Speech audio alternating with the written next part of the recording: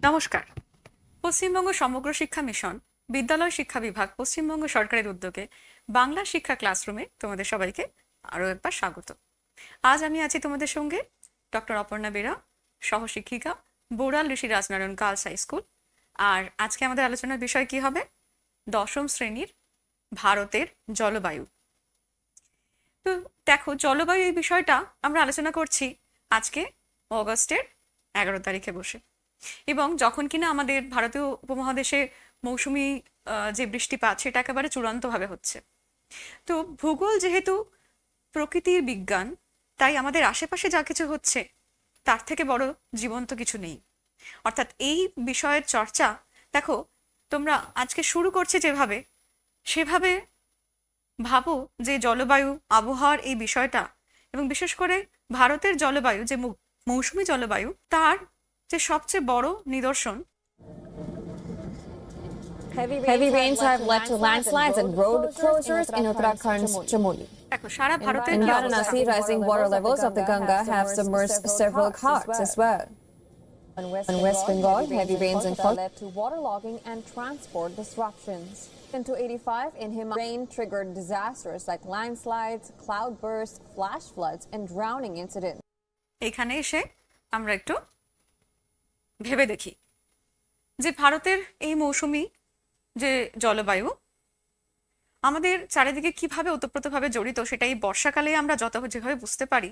কারণ সারা ভারত জুড়ে মৌসুমী বৃষ্টির কখনো বেশি কখনো কমে নানা রকম ভাবে, অর্থাৎ যে খামখেয়ালিপনা বলে আমরা জানি কথাটা, তারই কিন্তু বিভিন্ন প্রভাব আমরা নিউজ চ্যানেল খুললেই দেখতে পাই। এবং এই সময়টাতে বিভিন্ন রাজ্যগুলোতে কোথাও অতিবৃষ্টির সতর্কতা, কোথাও আবার অনাবৃষ্টির যে পরিস্থিতি সেটা চলছে।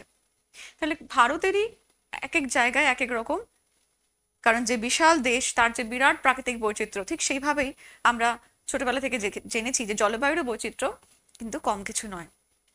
তো দেখো, এই যে মৌসুমী, তার এক কথায় কিন্তু আমাদের মানে সভ্যতা, সংস্কৃতি, আমাদের অর্থনীতি, আমাদের সাহিত্য, আমাদের সাধারণ রোজকার যে জীবনযাপন, তার সঙ্গে প্রকৃতির মধ্যে যে বিশেষ করে জলবায়ুর সঙ্গে ওতপ্রোতভাবে জড়িত থাকে কি বলতো, যে এই ভেজিটেশন, অর্থাৎ এই যে বিষয়টা, স্বাভাবিক উদ্ভিদ এবং তার সঙ্গে সঙ্গে যে স্বাভাবিক অর্থাৎ প্রকৃতির মধ্যে বেড়ে ওঠা যে জীবজন্তু এবং মানুষের, দেখো আমাদেরও বিভিন্ন রকমের হারভেস্টিং ফেস্টিভ্যাল, বিভিন্ন রকমের যে আর্থসামাজিক যে বৈশিষ্ট্যগুলো এই জলবায়ুকে কেন্দ্র করেই কিন্তু সারা বছর এগিয়ে চলে।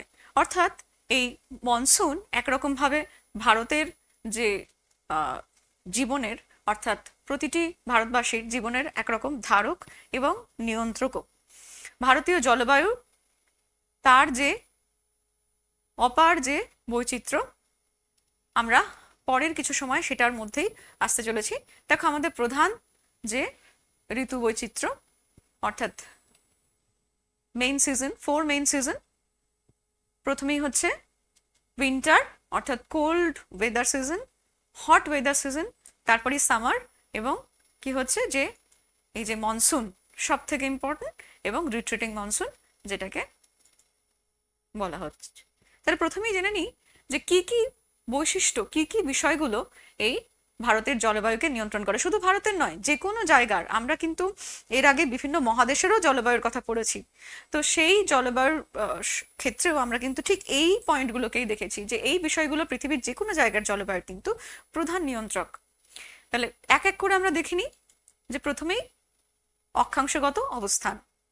কোনো জায়গার অক্ষাংশগত অবস্থান কিভাবে, অর্থাৎ সূর্যের মানে তাপ সেখানে কিভাবে পৌঁছবে, কিরকম কৌণিক পানে পৌঁছবে, সরাসরি পৌঁছবে না তির্যকভাবে পৌঁছবে, সেটা কিন্তু নিয়ন্ত্রিত হয় তার অক্ষাংশগত অবস্থানের উপর। জায়গাটা কোথায় রয়েছে, জায়গাটা নিরক্ষরেখার কাছাকাছি নাকি অনেকটা মেরুর দিকে, নাকি মধ্য অক্ষাংশীয় অঞ্চলে, নাতিশীতোষ্ণ মণ্ডলে। তাহলে এই হচ্ছে, দেখো নরওয়ের একটা জায়গা দেখছি আমরা, সেখানের জলবায়ু সেখানের মতো। এই যে আমরা তাপমণ্ডল জানি, তো পৃথিবীর 3টে তাপমণ্ডলের মধ্যে প্রথম হচ্ছে উষ্ণমণ্ডল। এই উষ্ণমণ্ডলের যে সীমারেখা, এই কর্কটক্রান্তি রেখা থেকে মকরক্রান্তি রেখা পর্যন্ত, এর মধ্যে যে কোনো অঞ্চলের জলবায়ু কেমন হবে সেটা তো দেখেই বোঝা যায়।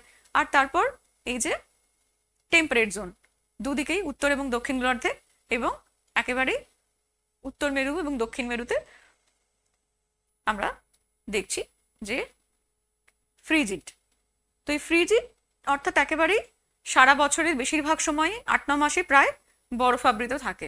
তো এরপরে আমরা চলে আসি অল্টিটিউড, কোনো জায়গার উচ্চতা কিভাবে তার জলবায়ুকে নিয়ন্ত্রণ করে।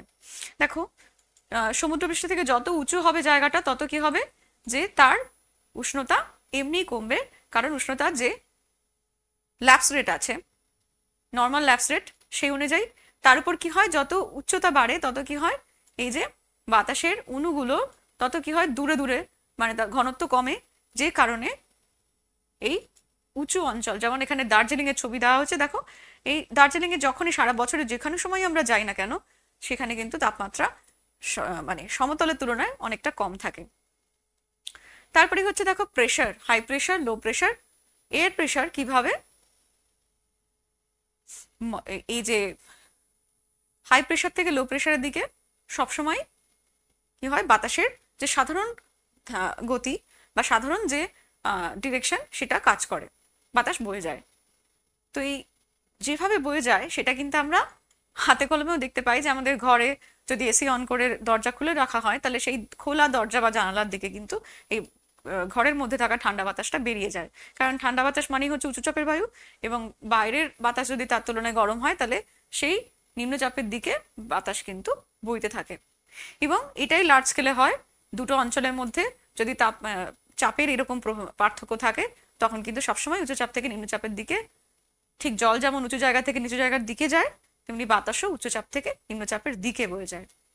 তো এইভাবেই সমুদ্র এবং স্থলভাগ পাশাপাশি থাকলে কি হয়, যে স্থলভাগের যে তাপগ্রাহিতা সেটা হচ্ছে অনেকক্ষণ ধরে স্থলভাগ তাপ মানে ধরে রাখতে পারে না, এবং সে কারণে দেখো কি হয়,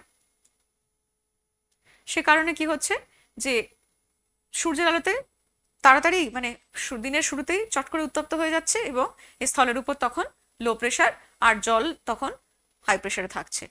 আমরা মৌসুমী বাতাসকেও জানি যে এই জল এবং স্থল এই দুদিক থেকেই দুরকম বাতাস বয়, মানে জলের বাতাস এবং স্থলের বাতাস এরই একটা বৃহৎ সংস্করণ বলে জানি, এবং প্রক্রিয়াটা কিছুটা এভাবেই কাজ করে।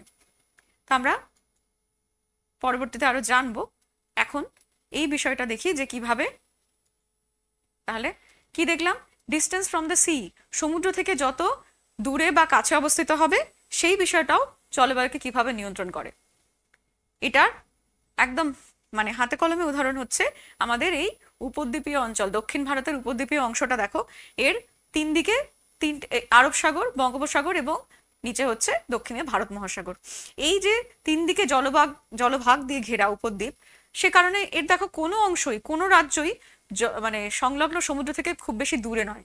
সে কারণেই এখানের যে জলবায়ু সেটা কিন্তু অনেকটা, এই যে আমরা এখানে দেখতে পাচ্ছি যে এই ওয়েস্টার্ন মানে পশ্চিম ঘাটের দিকের যে অংশ, যে জায়গাগুলো, সেগুলোর এরকম দেখো 27, 28 এরকম হচ্ছে তার মোটামুটি গড় তাপমাত্রা। আর পূর্ব ঘাটের দিকে যে জায়গাগুলো, সেগুলো কিন্তু একটু বেশি উষ্ণতা বাড়ছে, কারণ হচ্ছে যে পশ্চিম ঘাটে বৃষ্টিপাতের পরিমাণটা বা পশ্চিম দিকের রাজ্যগুলোর বৃষ্টিপাতের পরিমাণটা বেশি হয়। তার কারণও আমরা জানি যে পশ্চিম ঘাটের পূর্ব দিকটা হচ্ছে বৃষ্টিছায়া অঞ্চল, সে কারণে। তো এইভাবে এই উপদ্বীপীয় ভারতের কোনো অংশই দেখো সমুদ্র থেকে দূরে নয়, সে কারণেই এখানে হচ্ছে সমভাবাপন্ন জলবায়ু। আর একেবারে মধ্য ভারতের দিকে কি হচ্ছে, এটা হচ্ছে কন্টিনেন্টালিটি, অর্থাৎ মহাদেশীয় জলবায়ুর উদাহরণ, অর্থাৎ কিনা চরম ভাবাপন্ন, গরমকালে অতিরিক্ত উত্তপ্ত হবে, শীতকালে বেশ ঠান্ডা পড়বে। এরপর আমরা দেখছি যে কি, যে সমুদ্রের যে তরঙ্গ, সমুদ্রের স্রোত, তরঙ্গ নয় স্রোত, এই স্রোত কিভাবে সংলগ্ন অঞ্চলের জলবায়ুকে প্রভাবিত করে। সমুদ্র স্রোতও কিন্তু এই এতগুলো বিষয় দ্বারা নিয়ন্ত্রিত হয়। তা আমরা এখানে সমগ্র পৃথিবীব্যাপী যে সাধারণ যে সমুদ্র স্রোতের যে বৈশিষ্ট্য, যে চলন, সেটা আমরা দেখছি। এবং দেখো এখানে ওভারঅল টেন্ডেন্সিটা কি দেখা যায়, যে দেখো এই রেড দিয়ে উষ্ণ স্রোত দেখানো হয়েছে, আর এই ব্লু কালার দিয়ে দেখানো হচ্ছে শীতল স্রোত।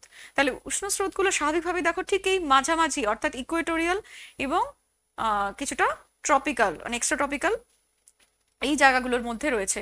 আর একেবারে মেরু কাছাকাছি সেই জায়গাগুলোতে দেখো এই ব্লু কালার দিয়ে দেখানো হয়েছে শীতল স্রোতের প্রাধান্য। তো যেভাবে উষ্ণমণ্ডল মানে আমরা তাপমণ্ডলের যে ভাগটা দেখলাম, এখানে সমুদ্র স্রোত কিন্তু অলমোস্ট দেখো সেটাই ফলো করছে, কারণ সংলগ্ন অঞ্চলের সমুদ্র একইভাবেই উত্তপ্ত হয়। তো সেইখান থেকে উত্তপ্ত মানে উষ্ণ স্রোতের ওপর দিয়ে বয়ে যাওয়া বাতাসও কিন্তু উষ্ণ হয়, এবং সে কারণে সেই বাতাস সংলগ্ন অঞ্চলে উপকূল অঞ্চল থেকে বেশ অনেকটা দূর পর্যন্ত সেখানে কি হয় উষ্ণতা বাড়িয়ে দেয়। অর্থাৎ সংলগ্ন অঞ্চলের যে জলবায়ু সেটা কিন্তু উষ্ণতার প্রাধান্য থাকে। এরপর লাস্ট হচ্ছে রিলিফ ফিচার, অর্থাৎ ভূপ্রকৃতির কি প্রভাব জলবায়ুর উপর দেখে নিই। যে কোনো পার্বত্য অঞ্চলের বা উপত্যকা অঞ্চলে এবং এইরকম মালভূমি অঞ্চলে আমরা জানি যে এক একটা জায়গার এক এক রকমের এবং সমতল, সেই প্রত্যেকটা জায়গার কিন্তু কিভাবে এই পার্থক্য হয়। এই যে দেখো, যে কোনো পাহাড়ি অঞ্চলে এই জলীয় বাষ্পযুক্ত বাতাস এসে কি হবে, যে যেদিকটায় ধাক্কা দেবে, এই যে এদিক থেকে এসে এদিকটায় পাহাড়ে ধাক্কা, ওপরে উঠছে বাতাসটা, ওপরে উঠে ঘনীভূত হয়ে এখানেই বৃষ্টি হচ্ছে, এবং এই বৃষ্টিপাতের পর এই বাতাস যখন অন্য প্রান্তে নেমে আসে তখন কিন্তু এই লিওয়ার্ড সাইডে তখন আর এই জলীয়বাষ্প থাকে না, সে কারণে এখানে বৃষ্টি হয় না, এবং এই হচ্ছে বৃষ্টির ছায়া অঞ্চল, এই লিওয়ার্ড সাইডগুলো, যেগুলো আমরা পশ্চিম ঘাটের পূর্ব ঢাল এবং মেঘালয়ের শিলং এই সমস্ত জায়গায় দেখে থাকি, যেখানে পাশাপাশি অবস্থিত দুটো অঞ্চলের মধ্যেই বৃষ্টিপাতের কতটা পার্থক্য। অর্থাৎ শিলংয়ের পাশেই রয়েছে মৌসিনরাম, যেটা কিনা ভারতের সর্বাধিক বৃষ্টিবহুল অঞ্চল, সেখানের তুলনায় শিলংয়ের বৃষ্টি কিন্তু যৎসামান্য। এই যে হিমালয় পর্বতের অবস্থান, এর কিন্তু অগাধ অবদান। আমরা জানি যে হিমালয় পর্বতের কারণেই ভারতের যে জলবায়ু সেটা কিন্তু এইরকম এই অর্থাৎ উষ্ণতা বা উষ্ণতার যে প্রাধান্য সেটা ঘটেছে। না হলে কিন্তু এই সাইবেরিয়ার যে শীতল বাতাস সেটা সরাসরি বাধাহীনভাবে প্রবেশ করলে ভারতের যে বর্তমান মানে যে জায়গায় যে অনুকূল জলবায়ু, গোটা দেশ জুড়েই আমরা এই যে ঋতু পরিবর্তন এই সমস্ত কিছু যে পাচ্ছি সেটা কিন্তু এই হিমালয় পর্বতেরই অবদান। এবং একদিকে হচ্ছে এই বাতাস বাধা পাচ্ছে, আরেকদিকে হচ্ছে দক্ষিণ পশ্চিম মৌসুমী বায়ু ভারতে প্রবেশ করে এই দিকে বাধা পেয়েই মূলত এই বৃষ্টিপাতটা ঘটছে। সারা দেশ জুড়ে মৌসুমী বৃষ্টিপাতের কারণও এই হিমালয় পর্বতের বাধা হয়ে অবস্থান করাটা, যেটা আমরা এই দক্ষিণ ভারতে আরো ভালো করে বুঝতে পারবো। এখানে দেখো এই পশ্চিমঘাট পর্বতকে দেখানো হচ্ছে, এবং এই দক্ষিণ পশ্চিম মৌসুমী বায়ু এসে প্রথমেই পশ্চিমঘাট পর্বতে বাধা পায়, এবং এই পশ্চিম ঢালে বৃষ্টিপাতটা ভীষণ রকম হয়। এখানে কেরালা এবং তামিলনাড়ুর এই দিকের অংশটাতে যথেষ্ট বেশি বৃষ্টিপাত হয়। তো এই যে বিষয়টা আমরা দেখছি, এবার এই যতগুলো বিষয় মানে দেখলাম তার একটা মাইন্ড ম্যাপ দেখো, যে সবকিছুকে একসঙ্গে দেখলে কি দাঁড়ায়।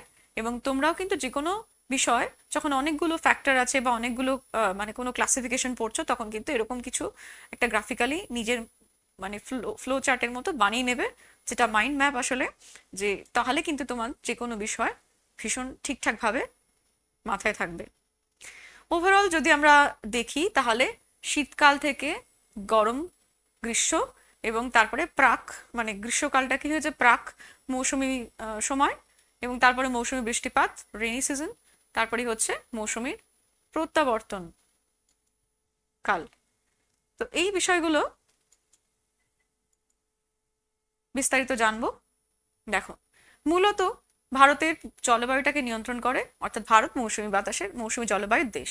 তো এই মৌসুমী এই শব্দটা মৌসিন এসছে কি, যে ঋতুভেদে পরিবর্তনশীল বাতাস, অর্থাৎ মিটোলজিক্যালিও এমন বাতাস বায়ুপ্রবাহকে বোঝায় যে কি হয়, যে সারা বছর বছরের 6 মাস একদিক থেকে এই বাতাস বয়ে গেলে পরবর্তী 6 মাসে ঠিক তার রিভার্সাল হয়, ঠিক তার বিপরীত দিক থেকে এই বাতাস বয়ে যায়। তাহলে এমন একটা সিস্টেম যেখানে কি হয়, যে এই রিভার্সালটা হয়, এবং সেই ধরনের বাতাস কিন্তু পৃথিবীতে অর্থাৎ মৌসুমী জলবায়ুর খুব সামান্য মানে সব জায়গায় তো নয়, এই দক্ষিণ পূর্ব এশিয়ার কতগুলো দেশে, অস্ট্রেলিয়া, চীনের কিছুটা অংশ, তাহলে এই মূলত পূর্ব গোলার্ধে এই অংশগুলোতে দেখা যায়, কিছুটা দেখা যায় এই আফ্রিকার এই নিচে মাদাগাস্কারের কাছে। তো আমরা মূলত ভারতের মৌসুমী জলবায়ুর যে প্রাধান্য, যে বৈশিষ্ট্য এবং এই মৌসুমী বায়ুর আগমন, সেইটা আমরা বিস্তারিত দেখে নিই। তো ভারতে দুরকম মৌসুমী বাতাস, এই দক্ষিণ পশ্চিম দিক থেকে আসা জুন সেপ্টেম্বরে, এবং এই বাতাস জলীয় বাষ্পযুক্ত বাতাস সারা ভারতে ধীরে ধীরে ছড়িয়ে পড়ছে, প্রচুর বৃষ্টি ঘটাচ্ছে, এবং আসলে ভারতের যে মোট সারা বছরের বৃষ্টিপাত তার 70% বা তারও বেশি বৃষ্টি কিন্তু এই দক্ষিণ পশ্চিম মৌসুমী বায়ু এই সময়টাতেই ঘটে। এবং অক্টোবর নভেম্বরে এই সময় কি হচ্ছে, রিট্রিটিং মনসুন। ঠিক উল্টো দিক থেকে দেখো, উত্তর পূর্ব দিক থেকে বাতাসের গতিবেগ কিন্তু একেবারেই 180 ডিগ্রি ঘুরে গেছে, এবং বিপরীত দিক থেকে এই বাতাস আসছে, এবং এই আসার সময়ও আবার কোনো কোনো জায়গায় সামান্য বৃষ্টিপাত হয়, এই তামিলনাড়ু অঞ্চলে বৃষ্টিপাত হয়। তাহলে একটা কমপ্লেক্স ক্লাইমেট সিস্টেম হলো এই মৌসুমি বা মিট্রোলজিক্যাল ফেনোমেনা হলো এই মনসুন, এবং যার ব্যাখ্যা কিন্তু এখনো মানে পরিষ্কার নয় পুরোপুরি, এবং প্রচুর গবেষণা এই বিষয় নিয়ে চলছে, আগেও চলেছে, বর্তমানেও। এর কিন্তু সরাসরি কোনো নির্দিষ্ট সিদ্ধান্তে নয়, অর্থাৎ অনেকগুলো মতবাদ, অনেকগুলো বিষয় একসঙ্গেই নিয়ে এই মৌসুমী বাতাসের উৎপত্তিকে ব্যাখ্যা করা হয়। কিভাবে? মূল প্রধান কারণই হচ্ছে ডিফারেন্সিয়াল হিটিং। কিভাবে? যে এই স্থলভাগ তাড়াতাড়ি গরম হয়ে যায়, এবং সেই কারণে মার্চ, এপ্রিল, মে এই সময়টাতে ভারতের মধ্যভাগটা প্রচন্ড গরম হচ্ছে, লো প্রেশার তৈরি হচ্ছে, কারণ এই উষ্ণ বাতাস উপরের দিকে উঠে যাচ্ছে, এবং সংলগ্ন যে হাই প্রেশার এই জায়গাটায় দেখলাম আমরা সেখান থেকে। তাহলে এবং তার সাথে সাথে এই যে ITCZ, ইন্টারট্রপিক্যাল কনভার্জেন্স জোন, যেখানে দু ধরনের আয়ন বায়ু এসে মিলিত হয়, সেটারও শিফটিং হচ্ছে। দেখো কোথায় চলে আসছে, এবং এই যে ITCZ এই কিন্তু এই আয়ন বাতাসকে টেনে আনছে। তারপর আবার এই ITCZ অক্টোবর নভেম্বরে, দেখো অক্টোবর নভেম্বরে আবার কিন্তু নিজের জায়গায় ফেরত যাচ্ছে, এবং তার সাথে সাথে এই উত্তর পূর্ব আয়ন বায়ু তাকে অনুসরণ করছে একরকম, মানে উত্তর পূর্ব মৌসুমী বায়ু। তো এই হচ্ছে ঋতুভিত্তিক যে রিভার্সাল, যে বিপরীত ধর্মী বা বিপরীত দিক থেকে বাতাস। এবং তাতে এই যে তিব্বতের মালভূমি, তিব্বত মালভূমির যে বিশেষ একটা কার্যকারিতা রয়েছে, এতটা ভারতের মূল ভূখণ্ডে অবস্থিত না হলেও সে কিন্তু এইখান থেকে, এই যে একটা বিরাট বিস্তৃত একটা প্রায় মানে উচ্চভূমি কিন্তু সমতল, তো সেই জায়গায় কি হয় যে তার তাপগ্রাহিতা অত্যন্ত বেশি, এবং পুরো গরমকালটাতে মানে ওই প্রাক মৌসুমী সময়টাতে এই কিন্তু প্রচন্ড হিটেড হয়। তো এই হিটেড হলে এখান থেকে যে উষ্ণ বাতাসটা উপরের দিকে উঠে যাচ্ছে, সেই বাতাস কিন্তু আবার এইখানে চলে আসে, এখান থেকে, মানে এটা আপার এয়ার সার্কুলেশন, উপরের স্তরে এই বাতাস এসে এখানটায় নিমজ্জিত হয়। এই আফ্রিকার এই নিচে এখানে মাদাগাস্কারের কাছে এখানে হচ্ছে ম্যাসকারেন্স হাই বলে একটা হাই প্রেশার জোন আছে, সেখান থেকে আবার উল্টো দিকে এই সারফেস উইন্ড অর্থাৎ ভূপৃষ্ঠ সংলগ্ন বাতাস ওই লো থেকে এই ভারতের যে মানে ওই হাই থেকে ভারতের এই যে সেন্ট্রাল লো সেটার দিকে বয়ে আসে। তো এই তিব্বত মালভূমিতে যে লো প্রেশার সিস্টেম কাজ করছে সেটা অত্যন্ত শক্তিশালী হলে এই জোরালোভাবে দক্ষিণ পশ্চিম মৌসুমী বাতাসকে টানছে, এবং প্রচুর পরিমাণে জলীয় বাষ্প নিয়ে গোটা ভারতে বৃষ্টিপাত শুরু হচ্ছে। তো এইভাবে এছাড়াও আর কি বিষয় আছে না, জেট স্ট্রিম। এই জেট স্ট্রিমটা কি?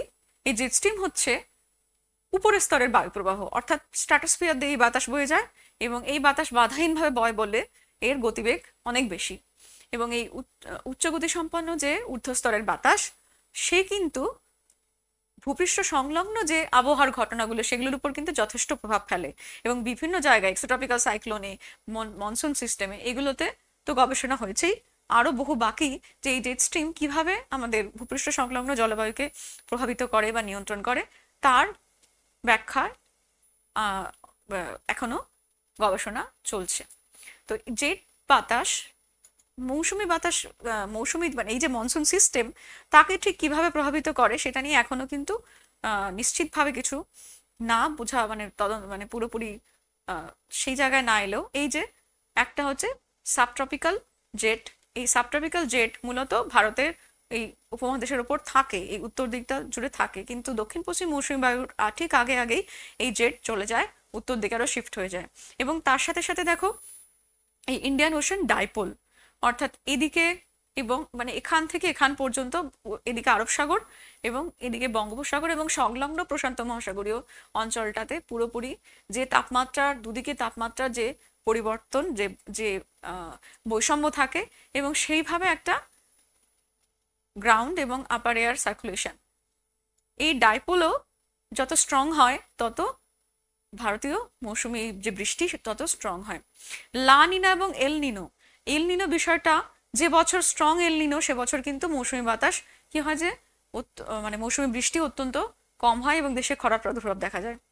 আবার এর উল্টো দিকটা অর্থাৎ লা নিনা, এই যে লা নিনার ঘটনাটা, অর্থাৎ দেখো এখানে মূলত কি যে পেরু, এই যে দক্ষিণ মেরুর এই পেরু অঞ্চল, দক্ষিণ আমেরিকার যে পেরু অঞ্চলটা, এই অঞ্চল যদি সমুদ্রের যে তাপমাত্রা সেটা যদি মোটামুটি নর্মাল থাকে বা কম থাকে, তাহলে এইখানের তাপমাত্রা বেশি থাকে।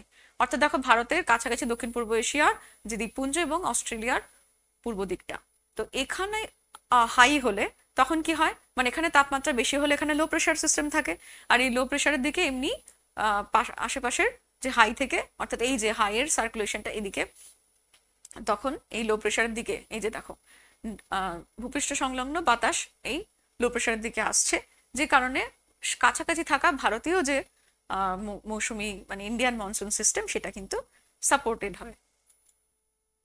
তো এইভাবে লা নিনা বছরগুলোতে বা লা নিনা যে সময়টায় ঠিকঠাকভাবে কাজ করছে সে বছর ভারতে বৃষ্টিপাত খুব ভালোভাবে হয়। এবং বর্তমানের এই বছরটাও কিন্তু একটা স্ট্রং লা নিনা বা এল নিনো স্ট্রং নেই, সে কারণে এল নিনো স্ট্রং থাকলে কি হয় যে ঠিক উল্টে যায়, পুরো বিপরীত অবস্থা।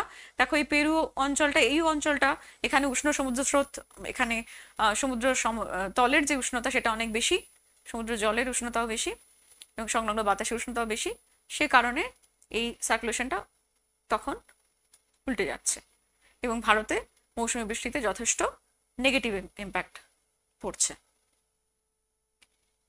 তাহলে এই সবকিছুকে একসঙ্গে এবার যদি আমরা দেখি তাহলে কি দাঁড়াচ্ছে দেখো, এই ম্যাসকার মানে এখানে হচ্ছে মোজাম্বিক কারেন্ট, এইও একটা উষ্ণ স্রোত, সেখানে একটা হাই প্রেশার ম্যাসকারেন্স হাই মাদাগাস্কারের কাছে, এই হাই প্রেশার যেটা আমরা এক্ষুনি বলছিলাম যে তিব্বত মালভূমি থেকে ঊর্ধ্বস্তরের বাতাসে সেই হাই প্রেশারে নামে এবং সেখান থেকে দেখো সেখান থেকে বাতাস দেখো জোরালো বাতাস ভূপৃষ্ঠ সংলগ্ন ভাবে যাচ্ছে এবং সংলগ্ন এই আরব সাগরের উপর দিয়ে প্রচুর জলীয়বাষ্প নিয়ে এসে কি হচ্ছে, এই অনসেট অফ মনসুন বা অনেক সময় বার্স্ট অফ মনসুনও বলা হয়, যে হঠাৎ করে একটা নির্দিষ্ট ক্লাইমেট সিস্টেম চলছিল 4-5 মাস ধরে একরকম চলার পরে দেখা যায় যে ঠিক এই জুনের শুরুতেই কেরালা, গোয়া এই উপকূল দিয়ে বা এই দক্ষিণ পশ্চিম মৌসুমী বাতাসটা ভারতে ঢোকে এবং ঢোকার মুহূর্তেই কি হয় যে একটা যেন বিরাট চেঞ্জ হয় হঠাৎ, অল অফ এ সাডেন পুরো পরিবেশটাতেই, মানে প্রায় অন্তত মানে অন অ্যান অ্যাভারেজ 10 ডিগ্রি সেলসিয়াসের মতো তাপমাত্রা কমে যাচ্ছে, এত ময়েশ্চার চলে আসছে বাতাসে এবং বৃষ্টিপাত শুরু হচ্ছে। তো এই সব কিছু একসাথে ঘটলে হঠাৎ ঘটছে বলে বার্স্ট অফ মনসুন বলা হচ্ছে। তো অনসেট মূলত জুনে ঘটে, এই বছরই দেখা গেল যে অন্তত 6 দিন আর্লি 24 মে এবছর মৌসুমি বাতাস প্রবেশ করেছে। তো আর্লি অনসেট দেখো এই যে টিবেটান প্ল্যাটোতে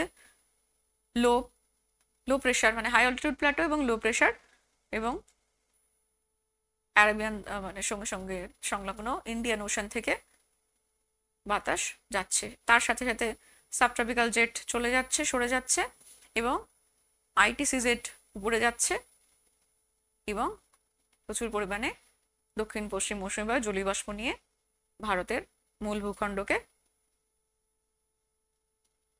একেবারে মৌসুমী বৃষ্টিপাতের মধ্যে নিয়ে আসছে। দুটো শাখা আরব সাগরের এবং বঙ্গোপসাগরের দুটো শাখা, বঙ্গোপসাগরের শাখাটা চলে যাচ্ছে এই উত্তর পূর্ব ভারতের দিকে এবং এইখানে হিমালয় এবং ওখানে গারো খাসি জয়ন্তিয়া পাহাড়ে বাধা পেয়ে, আর এখানে এই দিকে দেখো এই যে প্রথমে আরব সাগরের শাখায় যে গুজরাট রাজস্থান এই জায়গাগুলোতে বৃষ্টিপাত হচ্ছে ধীরে ধীরে দেখা যাচ্ছে, অর্থাৎ 1 জুন থেকে শুরু করে বা 5 জুন থেকে শুরু করে মোটামুটি জুলাই মাসের 15 জুলাই পর্যন্ত পুরো ভারতেই বৃষ্টিপাতটা শুরু হয়। তো এইভাবে ঠিক বিপরীত অবস্থা হয় যে ভারতের যখন এই উত্তর পূর্ব মৌসুমী বায়ু আহ, অর্থাৎ প্রত্যাবর্তনকারী মৌসুমী বায়ু দেখো, তখন ঠিক এখানে হাই প্রেশার, আর মূল ভারতীয় ভূখণ্ড তখন কিন্তু ঠান্ডা শীতল, এবং সে কারণে তখন এই নর্মাল কন্ডিশনটা আবার প্রিভেল করছে। দেখো আইটিসি যে ইকুয়েটরেই রয়েছে, এবং এইভাবে উত্তর পূর্ব মৌসুমী বায়ুরূপে আবার ফিরে যাচ্ছে। এবং যেহেতু এখান থেকে আসছে মধ্য এশিয়ার কাছাকাছি, তো ঠান্ডা বাতাস অক্টোবর নভেম্বরে যখন আমাদের ধীরে ধীরে শীত পড়া শুরু হচ্ছে। আজকে আমরা একটা বিশেষ বিষয় একটু হাতে কলমে দেখে নিলে দেখবে কত সহজে বুঝতে পারবে। দেখো, এই ভারতীয় মৌসুমী বায়ুর উৎপত্তিতে তিব্বত মালভূমির কি ভূমিকা, এটা কিন্তু আমরা সহজে বুঝতে পারি না। তিব্বত মালভূমি এতটা দূরে থেকেও কি বিশেষ ভূমিকা পালন করছে, সেটা চলো হাতে কলমে দেখে নেওয়া যাক। দেখো, এই যদি একটা মডেল হয়, এই হচ্ছে তিব্বত মালভূমি। আমরা জানি যে এটি একটি উচ্চ মালভূমি, পর্বত বেষ্টিত মালভূমি, এবং সে কারণে কি করছে যে এতটা দূরে অবস্থিত হওয়া সত্ত্বেও যখন ভারতের এই প্রাক মৌসুমী সময়টাতে, অর্থাৎ গ্রীষ্মকালে এপ্রিল মে জুন এই সময়টাতে এই মালভূমি কিন্তু প্রচন্ড রকম হিটেড হয়, এই মরুভূমি। কারণ মানে এই মালভূমিকে মরুভূমি বলছে এই কারণে যে এটা হলো একরকম কোল্ড ডেজার্ট, তোমরা জানো। আর ডেজার্ট মানে কিন্তু ডেজার্টের যে মানে মূল ক্যারেক্টারিস্টিক সেটা হচ্ছে কি, যে দিনের বেলা বা গরমকালে অত্যন্ত গরম হবে, এক্সেসিভ মানে হিট হবে, আর এক্সেসিভ কোল্ড রাতের বেলা অথবা শীতকালে এক্সেসিভ কোল্ড। তো এটারই কারণে কি হচ্ছে দেখো, যে যখন এই মার্চ এপ্রিল মে মাসে যখন ভারতীয় উপমহাদেশের উপর পুরোপুরি মানে সূর্যের উত্তরায়ণ এবং লম্বরশ্মি পড়ছে, তখন কি হচ্ছে, উত্তরায়ণে লম্বরশ্মি যেহেতু তিব্বত অনেকটা উপরের দিকে উচ্চ অক্ষাংশে, তো তার উপর সরাসরি সূর্যরশ্মি না পড়লেও কি হচ্ছে যে এইভাবে অল্প তির্যকভাবে পড়লেও সেটা কিন্তু ক্রমাগত অত্যন্ত উত্তপ্ত হয়, যেহেতু এটা হাই অল্টিটিউড এবং একটা ডেজার্ট, কোল্ড ডেজার্ট। তো সেই উত্তাপের ফলে কি হচ্ছে যে এখানে তৈরি হচ্ছে যে এই উষ্ণ বাতাস এখান থেকে ক্রমাগত উপরে উঠে যাচ্ছে। তাহলে এই যদি আমরা দেখি যে সূর্যের আলোটা এইভাবে তির্যকভাবে পড়া সত্ত্বেও কিন্তু কি হচ্ছে যে এই 2-3 মাস ধরে এই উচ্চ মালভূমি যথেষ্ট উত্তপ্ত হচ্ছে, এবং এই জন্য এখানে একটা হিট লো তৈরি হয়। এই হিট লোটা যত ইন্টেন্সিফাই হয়, ধরো কোনো বছর 35-40-এর মধ্যে থাকলেও কোনো বছর তার একটু বেশি হলো, তো যত ইন্টেন্সিফাই হবে তত কিন্তু ভারতীয় যে মৌসুমী বাতাস বা সাউথ ওয়েস্ট মনসুন স্পেশালি, সেটা কিন্তু কি হবে, যে অত্যন্ত স্ট্রং হবে। কারণ এখানে যে বাতাস সেটা কি হচ্ছে, উত্তপ্ত হচ্ছে, গরম হচ্ছে, এবং এইভাবে উপরের দিকে উঠে যাচ্ছে। তো যত উপরের দিকে উঠবে তত এখানে নিম্নচাপটা আরো গভীর হবে। তো এই তিব্বতের মালভূমি কিন্তু একটা কি হয়, একটা স্ট্রং লো হিসেবে কাজ করে, যে কারণে এই দিক থেকে বাতাসটা, অর্থাৎ ভারত মহাসাগর থেকে বাতাসটা যেখানে হাই রয়েছে, সেই হাই থেকে বাতাসটাকে টেনে আনে এই টিবেটান লোটাই টেনে আনে মূলত, এবং সে কারণে ভারতীয় উপমহাদেশের ওপর দিয়ে এই দক্ষিণ পশ্চিম দিক থেকে মৌসুমী বাতাস বয়ে যায়। তাহলে এবার নিশ্চয়ই বিষয়টাকে কিছুটা হলেও পরিষ্কার হলো, তাই না? আমরা আলোচনা করছিলাম অরিজিন অফ ইন্ডিয়ান মনসুন। দেখো, সেটা আমরা ভিডিওতে দেখলাম, অ্যানিমেশনে দেখলাম, কিন্তু তারপরেও বোধহয় বুঝতে কোথাও একটু গ্যাপ থেকে যায়। কারণ হাতে কলমে বোর্ডে বোঝাটা সেটা কিন্তু অনেকটা সহজ করে দেয়, তাই না? একটুও জটিল কনসেপ্ট নয়, এমনিও সেটা দেখো কত ইজি হয়ে যাবে। তো প্রথমেই দেখো, এই যে ছবিটা, এটা তোমাদের খুব পরিচিত না, যে এটা হচ্ছে নিয়ত বায়ুপ্রবাহের চিত্র। তো নিয়ত বায়ুপ্রবাহের এই যে কি বলতো, আয়ন বাতাস। তো আয়ন বায়ু উত্তর এবং দক্ষিণ গোলার্ধে দুটো বিপরীত দিক থেকে বয়ে আসে, আমরা জানি। তো এই যে নিরক্ষরেখা বরাবর বয়ে আসছে, এবার যখন আমরা জানি যে এই বায়ুচাপ বলয়গুলোর কি হয়, শিফট হয়, অর্থাৎ উত্তরায়ণের সাথে সাথে এই সমস্ত চাপ বলয়গুলো উত্তর দিকে সরে যায়। উত্তর দিকে সরে গেলে কি হবে, যে এই যে দক্ষিণ পূর্ব আয়ন বায়ু, তোমরা জানো যে বাতাস যেদিক থেকে আসে সেই দিক অনুযায়ী তার নামকরণ হয়। তাহলে দক্ষিণ পূর্ব দিক থেকে আসা আয়ন বায়ু কি হচ্ছে, যখনই এই যে বেলটা, এই প্রেসার বেলটা, ধরো ইকুয়েটর তখন এইখানে, হ্যাঁ, এইটা শিফট হলো, এবং এই আয়ন বায়ু তখন এখানে এসে এই ক্রস করে এইভাবে যাবে, তাই না? এবার আমাদের ভারত কোথায় আছে? এই হচ্ছে ভারত। তো এই দক্ষিণ পূর্ব আয়ন বাতাস কি করছে দেখো, এইভাবে এসে এই ইকুয়েটর ক্রস করলেই ফেরেলের সূত্র অনুযায়ী দক্ষিণ পশ্চিম বাতাস হিসেবে অর্থাৎ দক্ষিণ পশ্চিম মৌসুমী বায়ু হিসেবে ভারত উপমহাদেশে প্রবেশ করছে। এবং আসার সময় যেহেতু জলভাগ দিয়ে আসছে, ভারত মহাসাগর বঙ্গোপসাগর থেকে প্রচুর জলীয় বাষ্প নিয়ে আসছে এবং বৃষ্টিপাত ঘটাচ্ছে। তাহলে দক্ষিণ পশ্চিম মৌসুমী বায়ু কিন্তু আসলে এই আয়নবাড়ি বায়ুচাপ কক্ষগুলো উত্তর দিকে সরে গেলে তারই একটা রূপভেদ। আবার আমরা এই যে ঋতুভিত্তিতে যে ডিফারেন্সিয়াল হিটিং অর্থাৎ জলভাগ এবং স্থলভাগের যে বিপরীত ধর্মী তাপগ্রাহিতা, সেটার বৈশিষ্ট্যটা দেখে নিই। তো এখানে আমরা দেখছি কি যে দেখো সামার এবং উইন্টার এই সময়টায় কি হয়। এই সময় দেখো এখানে একটা ইন্টারেস্টিং জিনিস হয়েছে। এই যে বিষয়টা, এটা কি দেখো ITCZ, যেটা কিনা একেবারে ইকুয়েটরের কাছে থাকার কথা। এই হচ্ছে ইকুয়েটর। ITCZ কোথায়? উত্তরে সরতে সরতে অর্থাৎ চাপবলয়গুলো যখন শিফট হচ্ছে তখন ITCZ এত দূর চলে এসছে মধ্য ভারত থেকে প্রায় উত্তর ভারতের কাছাকাছি। এবং এই ITCZ এর শিফটিং সময়ই কি হয় যে ভারতীয় উপমহাদেশে একটা জেট বায়ু, এই দেখো এখানে দেখতে পাচ্ছ উইন্টারের সময় দেখো এই সাবট্রপিক্যাল জেট স্ট্রিম, এটা তখন আরো উত্তরে সরে চলে যায়। এবং তখন কি হয়, এই ট্রপিক্যাল ইস্টার্লি জেট, আর একটা ট্রপিক্যাল ইস্টার্লি জেট, সেটা হচ্ছে এইভাবে তখন ভারতের মূল যে মৌসুমী বাতাসের সাথে সাথে অর্থাৎ এই জেট বায়ু যত স্ট্রং হয় তত কিন্তু এইখানে এই যে যেটা ওখানে দেখালাম ওই জিনিসটাই দেখো, এই দক্ষিণ পূর্ব আয়ন বায়ু এই ইকুয়েটর ক্রস করে কি হচ্ছে দক্ষিণ পশ্চিম মৌসুমী বায়ু হিসাবে ভারতে ঢুকছে। এবং এইভাবে, এবং এখানে আমাদের ওই তিব্বতের মালভূমি এবং সেখানে প্রচন্ড রকম হিট হচ্ছে প্রাক গ্রীষ্ম মাসগুলো, মানে প্রাক বর্ষার মাসগুলোতে, গরমকালটায় মার্চ এপ্রিল মে এখানটা ভীষণ রকম হিট হচ্ছে এবং একটা খুব স্ট্রং লো প্রেশার ক্রিয়েট করলে তখন কি হচ্ছে এই ভারত মহাসাগর এবং আরব সাগরের যে হাই, এই হাই থেকে এই লোটা তখন এই ময়েশ্চারের বাতাসটাকে টেনে নিয়ে আসে। যত এই লো স্ট্রং হয় তত কিন্তু মৌসুমীর যে বৃষ্টিপাত তত জোরদার হয়। তেমনি উইন্টারে কি হয়, সবটাই পাল্টে যায়, অর্থাৎ টিবেটান প্লেটো আর অত হিট হতে পারে না এবং তখন কি হচ্ছে যেহেতু দক্ষিণায়ন সূর্যের তাই অতটা উষ্ণতা পাচ্ছে না।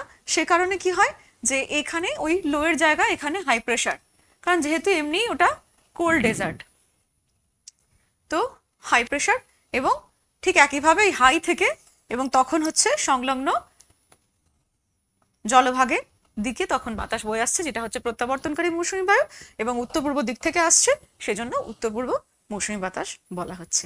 তাহলে এবার নিশ্চয়ই অনেকটা পরিষ্কার হলো, তাই না? চলো, impact of monsoon in India. যদি আমরা এই যে এতক্ষণে যে আলোচনা তাকে আমরা যদি একটু সামারাইজ করি, তাহলে অলরেডি কিন্তু এগুলো আমরা বুঝিনি বা জানার বাইরে এমন নয়। প্রথমেই হচ্ছে এগ্রিকালচার অ্যান্ড ইকোনমি। পুরো ভারতের যে কৃষিভিত্তিক অর্থনীতি তার একেবারেই মূল চালিকা শক্তিতেই রয়েছে এই মৌসুমী বৃষ্টিপাত।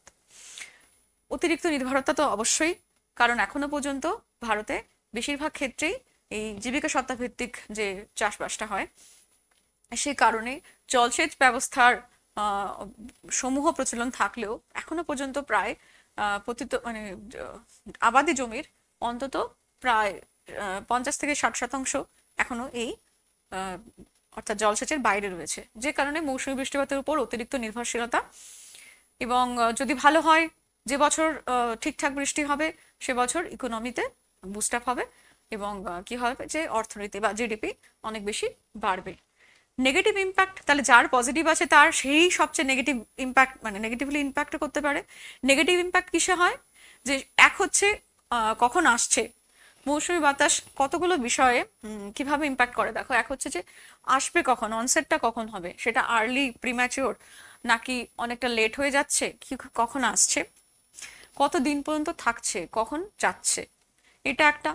তার উপর হচ্ছে যে মোট পরিমাণটা কত, বৃষ্টিপাতের মোট পরিমাণটা কত হলো এবং ইন্টেন্সিটি কেমন ছিল, অর্থাৎ এক লপ্তে হলো না মাঝখানে গ্যাপ হলো, অনেকটা বৃষ্টিবিহীন যে সময়টা গেল সেই সময়টা কিন্তু আবার মানে সব মিলিয়ে মোটের উপর ভালো বৃষ্টি হলেও যদি মাঝখানে অনেকটা সময় যদি গ্যাপ যায়, যেটাকে ব্রেক অফ মনসুন বলে, যে বেশ মাঝখানে কিছু কিছু সময় বৃষ্টিহীন অনেকটা এরকম ড্রাই স্পেল যায়, তো সেটা যদি কোনো সময় বেশি হয় বা কোন কোন জায়গা তাদের ডিস্ট্রিবিউশনটা ইকুয়াল হলো কিনা, সমস্ত জায়গায় সারা দেশেই যেখানে যেমন হওয়ার কথা নর্মাল ততটা হচ্ছে কিনা, নাকি কোনো জায়গাতে ওই মৌসুম মানে যেটা মনসুন ট্রাপ সেটা একটু বেশি স্টে করে যাচ্ছে, সেখানে প্রচুর বৃষ্টি হচ্ছে, কিছু কয়েকদিনের মধ্যে মানে সেখানে অতিরিক্ত বৃষ্টি হয়ে গেল এবং বন্যা হয়ে ভেসে গেল, বরং ফসল নষ্ট হয়ে গেল।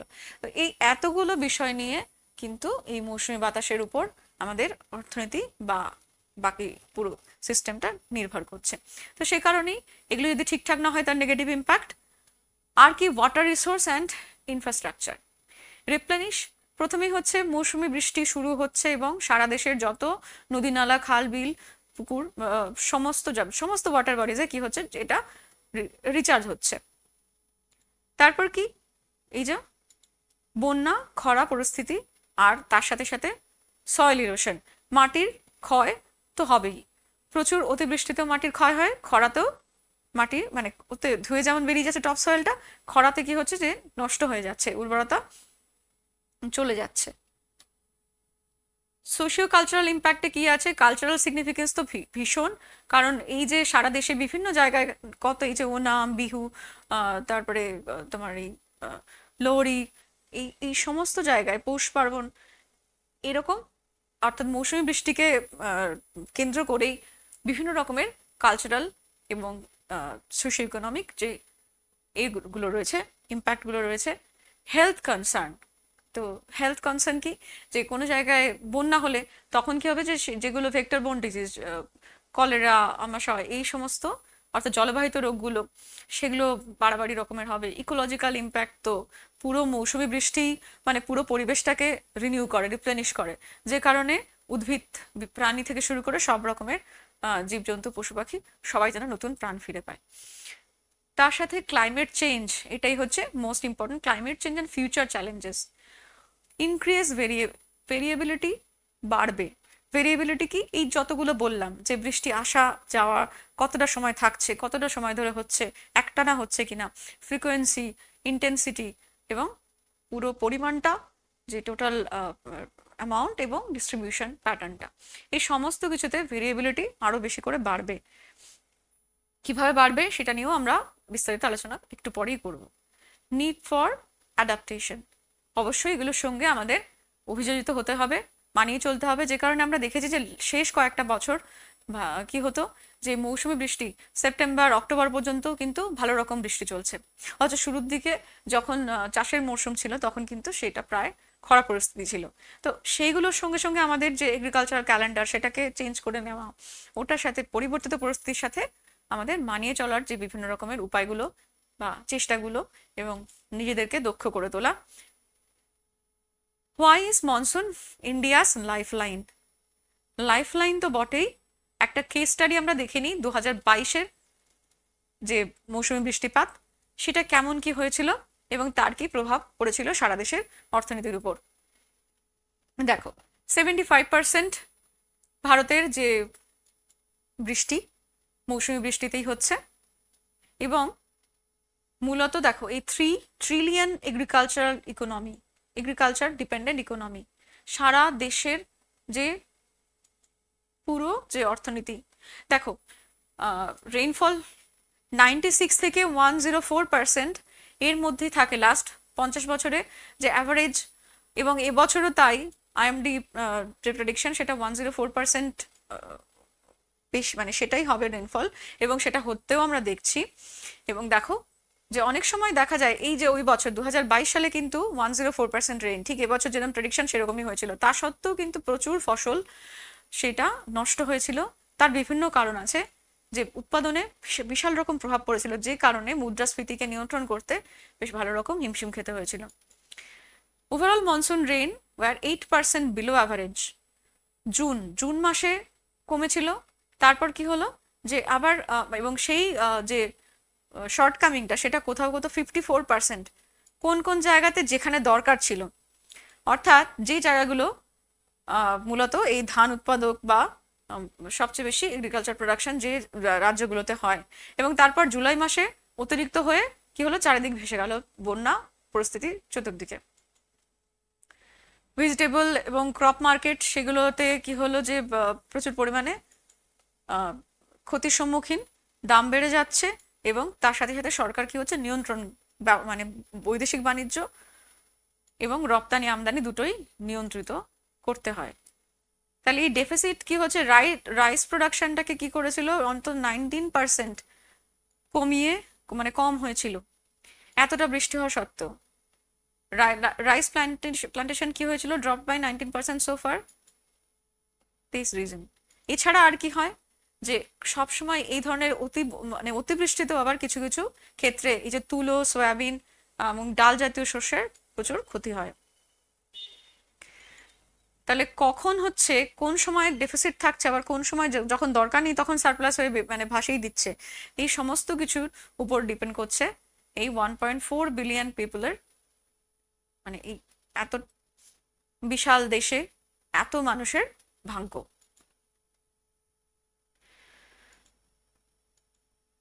তো এই যে মেজারগুলো এবং ইনফ্লেশন রেট তত সমানে বেড়েছিল।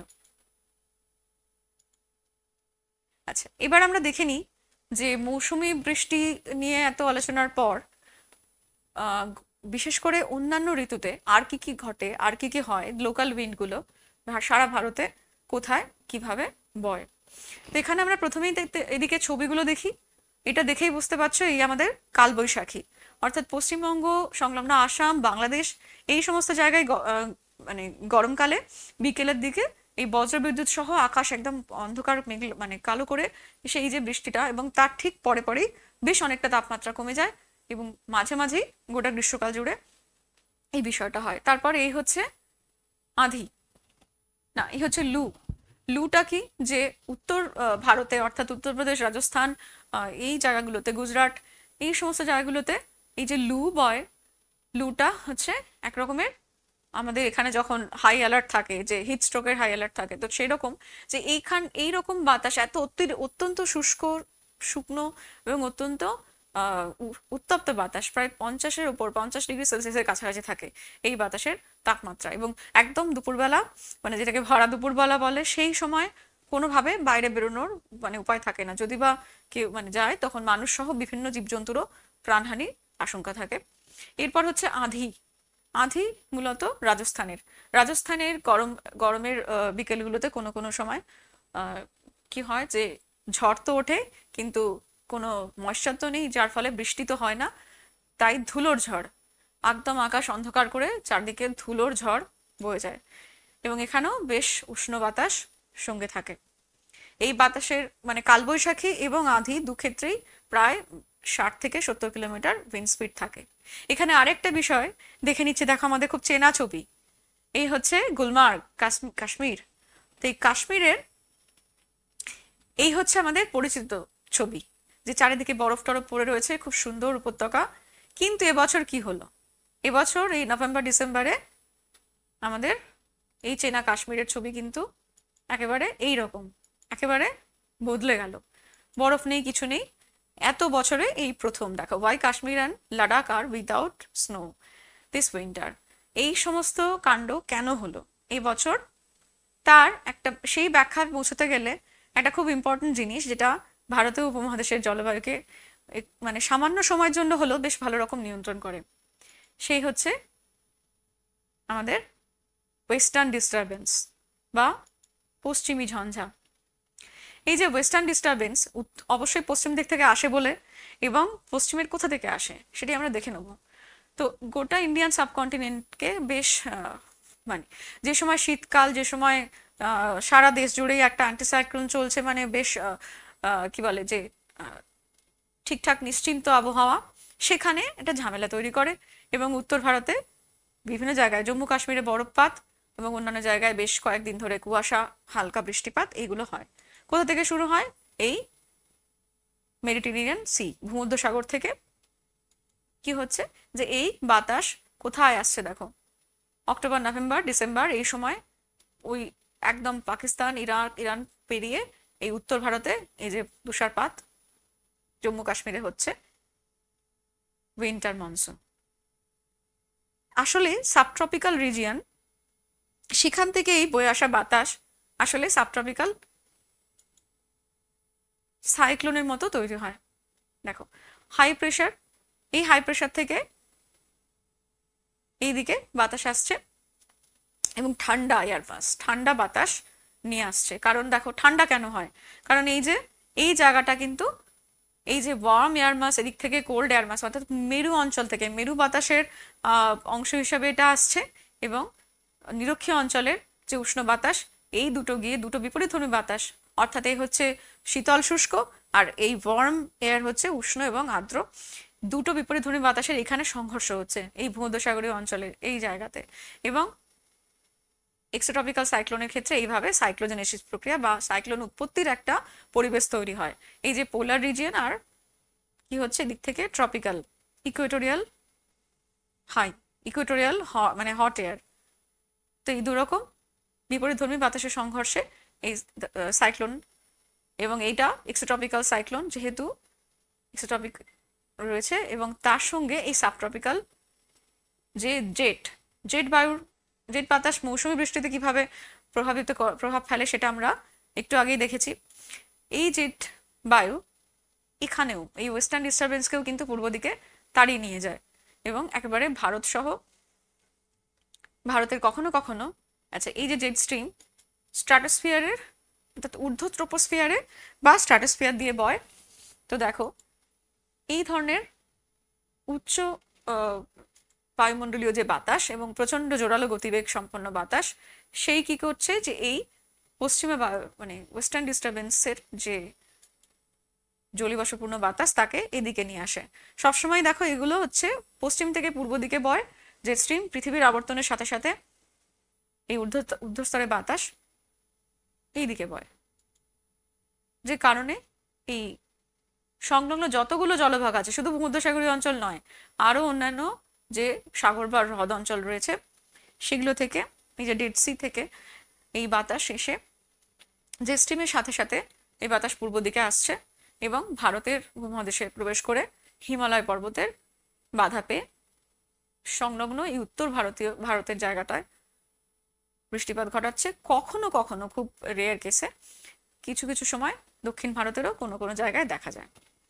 আচ্ছা, মনসুন দিস ইয়ার 2025-এ আমরা জানি যে আর্লি অনসেট হয়েছিল। এখানে দেখো এই যে ব্লু কালারটা দিয়ে দেখানো হচ্ছে যে এবছর কি হয়েছে, আর যেটা নর্মাল সেগুলো রেড দিয়ে, অর্থাৎ প্রায় 6 দিন আগে ভারতের উপমহাদেশে এই মৌসুমী বাতাস এসেছে, এবং প্রেডিকশন আছে যে 21% বেশি অলরেডি জুন মাসের প্রথম সপ্তাহতেই যা সাধারণ গড় অর্থাৎ যেটা এলপিএ, তো সেটার থেকে 21% বেশি হয়েছে। এখানে আমরা কি দেখছি দেখো,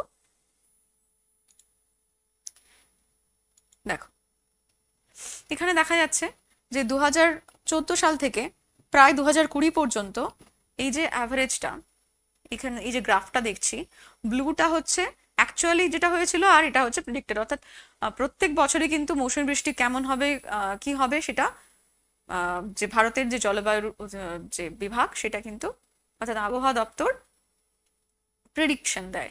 তো সেই প্রেডিকশন অনুযায়ী এই 20 সাল পর্যন্ত কম ছিল, কিন্তু এখন দেখা যাচ্ছে যে অ্যাকচুয়াল বৃষ্টির পরিমাণটা বাড়ছে। এবং এখানে আর কি দেখা যাচ্ছে, এই যে বিলো নর্মাল আর অ্যাবাভ, অর্থাৎ কোথায় কোথায় কিরকম বৃষ্টি হচ্ছে। বিলোটাই একমাত্র ডেফিসিট জায়গাগুলো। ডেফিসিট কোথায় হচ্ছে দেখো, সব থেকে ইন্টারেস্টিং হচ্ছে এই নর্থ ইস্ট, উত্তর পূর্ব ভারতের মেঘালয় যেখানে রয়েছে সর্বাধিক বৃষ্টিবহুল স্থান, সেখানেই কিন্তু ডেফিসিট দেখাচ্ছে। তার মানে যে আগে এলো বেশি বৃষ্টি হলো এবং প্রেডিকশন মিলছে, তার মানে এই নয় যে আসলে যা দরকার সেটা ঘটছে। তো এই জন্যই হচ্ছে মৌসুমী বায়ুর বাতাসের বা মৌসুমী বৃষ্টির যে খামখেয়ালিপনা বা যে ভেরিয়েবিলিটি, যে দোলাচল, সেই জন্যই দেখো ভেরিয়েশন ইন মনসুন কতভাবে হতে পারে। আর্লি অর ডিলেড অনসেট, আসতেই পারে, তারও দেরি এবং অনেক আগে। প্রলংড অর শর্টেন যত মানে দীর্ঘ সময় ধরে থাকবে অথবা খুব কম সময় ধরে আছে কিনা। এখানে দেখো এই রেনফল ইন্টেন্সিটিতে কতটা ইন্টেন্স, কতটা পরিমাণে, কত মিলিমিটার বৃষ্টি হচ্ছে। রিজিওনাল ভেরিয়েশন, কোন কোন অঞ্চলে আঞ্চলিকভাবে বৃষ্টিপাত সব জায়গায় সমানভাবে ডিস্ট্রিবিউটেড হচ্ছে কিনা। এল নিনো লা নিনা আমরা ইনফ্লুয়েন্সটাকে আমরা একটু আগেই দেখলাম। এবং এখানে দেখো ইনফ্লুয়েন্স অফ ট্রপিক্যাল সাইক্লোনের মাঝে মাঝে ছোট ছোট ঘটনা ঘটে। এবং এই যে ইন্ডিয়ান ওশান ডাইপোল, এগুলো সব আমরা কি কি একে ইম্প্যাক্ট করে সেগুলো আমরা দেখলাম। এবার এখানে দেখো খুব ইন্টারেস্টিং এই একটা জিনিস, যে Indian monsoon flipping, Rajasthan receiving most rain and Meghalaya ডেফিসিটে আছে, যেটা একেবারেই উল্টো চিত্র, বিপরীত চিত্র। কি করে এটা হলো, যে রাজস্থান যেখানে আমরা জানি যে সবসময় মরুপ্রায় অঞ্চল, সেখানে দেখা যাচ্ছে বৃষ্টিতে ভেসে যাচ্ছে এবং বন্যা পরিস্থিতি। এটা কিন্তু বেশিরভাগ সময়েই মানে শেষ কয়েকটা বছরে এটা কিন্তু একটা কমন ট্রেন্ড দেখা যাচ্ছে। ইন্ডিয়াস মনসুন সিজন দেখো ইনক্রিজিংলি কি করছে, ডিভাস্টেটিং হচ্ছে সারা দেশের পক্ষে। আনপ্রেডিক্টেবিলিটি ক্রমাগত বাড়ছে এবং যার ফলে খরা বন্যা পরিস্থিতি একেবারে হাতের বাইরে। এই হচ্ছে সেই বিষয়টা। এখানে ডেফিসিট মানে এখানে সারপ্লাস দেখানো হচ্ছে, এখানে ডেফিসিট গুলো। আচ্ছা, এখানে যে স্টেট উইথ এক্সেস রেইনফল দেখো কোন কোন গোটা ভারতের প্রায়, অর্থাৎ উত্তর ভারত এবং মধ্য ভারত, যে জায়গাগুলো কিন্তু আসলে ঠিক মানে এটা পরিচিত চিত্র নয়, যেটা যেমন হওয়ার কথা। আর ডেফিসিটে কোথায় আছে দেখো, এই যে মেঘালয়ের ডেফিসিট 56%।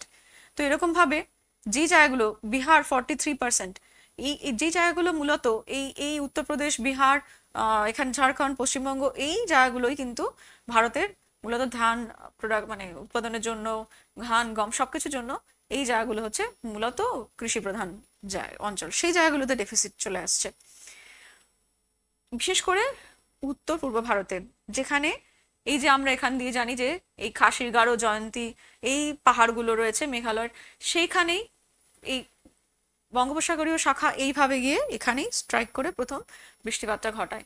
এবং প্রায় মানে 1350 এই মিলিমিটার বৃষ্টি মেঘালয় মৌসিনরামে হয়। আর সেক্ষেত্রে এই জায়গাগুলোতে কিন্তু বরাবরই 300 থেকে 350 মিলিমিটার বৃষ্টি নর্মাল। যেখানে এই উত্তর পশ্চিম ভারতের এই জায়গাগুলোতে দেখো এখানে সারপ্লাস কত, 92%, 54%। রাজস্থান এই জায়গাগুলোতে যেখানে কিন্তু মানে বৃষ্টিপাত সবসময় 20 থেকে 25 এরকম, সেখানে এতটা সারপ্লাস। তাহলে সমস্ত যে পরিচিত বিষয়গুলো উল্টে যাচ্ছে, সেটা কিসের প্রমাণ, কিসের সংকেত দেয়? এই হচ্ছে বিষয়, impact of climate change on Indian monsoon. Climate change crisis hits India. শুধু ভারত নয়, যে কোনো দেশেরই জলবায়ুর উপর এই যে জলবায়ু পরিবর্তনের যে প্রভাব, ক্লাইমেট চেঞ্জের যে প্রভাব, সেটা কিন্তু ভীষণ রকমভাবে সেই দেশের সমস্ত কিছুকে, মানে তার এই প্রভাবের বাইরে বরং কিছু থাকতে পারে না, সেই বাইরে থাকাই অসম্ভব এরকম ব্যাপার। যে দেখো এক্সট্রিম রেইনফল ইভেন্ট, যেটা আমরা দেখলাম এক্ষুনি, যে যেখানে যা হওয়ার কথা নয়, অতিবৃষ্টি জায়গাগুলো একেবারেই অনাবৃষ্টিতে মানে কনভার্টেড হচ্ছে। আর যেখানে খরা প্রবণ অঞ্চল, সেই জায়গাগুলো অতিরিক্ত বৃষ্টিতে মানে সেগুলো বন্যা প্রবণতায় চলে আসছে। তো ঠিক জলবায়ু পরিবর্তন, গ্লোবাল ওয়ার্মিং, ক্লাইমেট চেঞ্জ, ঠিক এই ব্যাপারগুলো মানে এই ভেরিয়েবিলিটিটাই ঘটায়। এবং এই যে বৈশিষ্ট্যটা, যে এক্সট্রিমিটি, যত জায়গায় যেটা হওয়ার কথা নয়, এবং এক্সট্রিমিটি বাড়বে এবং ভেরিয়েবিলিটি বাড়বে। তো ওভারঅল মনসুন রেইনফল কিন্তু সব মিলিয়ে কমবে, ডিক্লাইন হচ্ছে। Increase in heavy rainfall frequency, কোনো কোনো জায়গায় হঠাৎ করে প্রচুর বৃষ্টি, যেটার উদাহরণ আমরা জাস্ট কয়েকদিন আগেই দেখলাম এবং আমরা এখানেও দেখব, যে এই যে মেঘভাঙা বৃষ্টি বলা হয় ক্লাউড বার্স্ট ইভেন্ট, বা তার আরো অন্য নানা রকম ব্যাখ্যা থাকলেও মূলত ট্রিগার করে কিন্তু ওই হঠাৎ করে খুব কম সময়ে কোনো জায়গায় অত্যন্ত বেশি, প্রায় 100 মিলিমিটার যদি বৃষ্টি হয়ে যায়, তাহলে তাকে ক্লাউড বার্স্ট বলা হয় মেটিওরোলজিক্যালি। তো সেই রকম ইভেন্টগুলো কিন্তু পরপর আরো বাড়বে।